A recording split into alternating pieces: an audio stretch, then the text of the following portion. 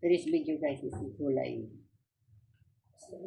Gulay at saka duck. Aray, ang sakit talaga ng kamay talaga.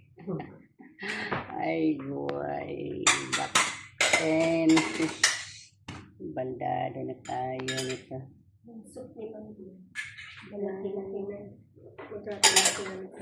Oo, hati na lang sila. Tapos lalagyan ng cornstarch ang kanyang gulay. Spinach, itlog na maalat sa tofu. Saka yun is patong sabaw. Sabaw ng pato. Baliktad lang yun. Patong sabaw, sabaw ng pato.